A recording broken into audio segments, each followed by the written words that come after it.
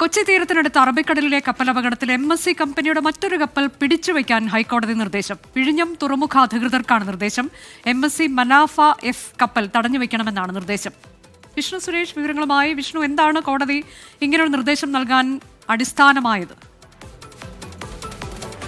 അനുജ, കശുവണ്ടി കയറ്റുമതി പ്രൊമോഷൻ കൗൺസിലിലെ അംഗങ്ങളാണ് കപ്പലിനെതിരെ രംഗത്തെത്തിയത്. അവർ ഇറക്കുമതിക്കാർ ക്ലെയിമിനായി ഏകദേശം 60,000 നിക്ഷേപിക്കുന്നതുവരെ $6 മില്യൺ നിക്ഷേപിക്കുന്നതുവരെ ഈ കപ്പൽ ഇവിടെ തടഞ്ഞു വെക്കണം എന്നുള്ളതാണ് അവരുടെ നിർദ്ദേശം. 6 കോടി രൂപയുടെ ഡിമാൻഡ് ഡ്രാഫ്റ്റ് ഹാജരാക്കിയാൽ മാത്രമേ കപ്പലിന് പോകാനാവൂ എന്നാണ് ഇപ്പോൾ ഹൈക്കോടതി ഡിവിഷൻ ബെഞ്ച് ഉത്തരവിട്ടിരിക്കുന്നത്. വിഴിഞ്ഞം പോർട്ടിനോട് അതുവരെ ഈ കപ്പൽ തടഞ്ഞു വെക്കാൻ നിർദ്ദേശം നൽകിയിട്ടുണ്ട്.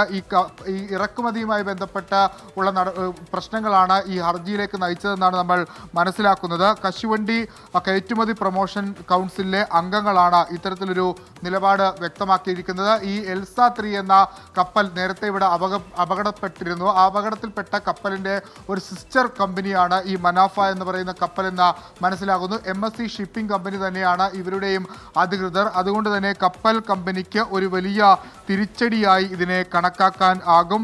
വിഴിഞ്ഞം തുറമുഖം അധികൃതർക്കാണ് നിലവിൽ ഹൈക്കോടതി ഡിവിഷൻ ബെഞ്ച് ഇത്തരത്തിലൊരു നിർദ്ദേശം നൽകിയിരിക്കുന്നത്. MSC മനാസ F കപ്പൽ വിഴിഞ്ഞം തുറമുഖം വിടരുത് എന്നാണ് ആ നിർദ്ദേശത്തിൽ വ്യക്തമാക്കിയിരിക്കുന്നത്. 6 കോടി രൂപ നൽകിയാൽ മാത്രമേ കപ്പലിന് ഇനി തുടർന്നുള്ള യാത്ര സാധ്യമാകുകയുള്ളൂ. ഇതിൻ്റെ ഒരു പശ്ചാത്തലം വിശദീകരിച്ച് വരുന്നതേ ഉള്ളൂ.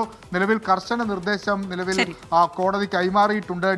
ഡിവിഷൻ ബെഞ്ച് പോർട്ടിന് കൈമാറിയിട്ടുണ്ടെന്നാണ് മനസ്സിലാവുന്നത്. അനുജ, ശരി. വിഴിഞ്ഞം തുറമുഖ അധികൃതർക്കാണ് ഹൈക്കോടതിയുടെ കർശന നിർദ്ദേശം. MSC കപ്പൽ കമ്പനിയെ സംബന്ധിച്ച് വലിയ തിരിച്ചടിയാണ്.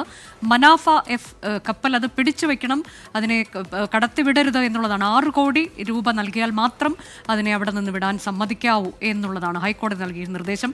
കൂടുതൽ വിശദാംശങ്ങൾ പുറത്തു വരുന്നതേ ഉള്ളൂ.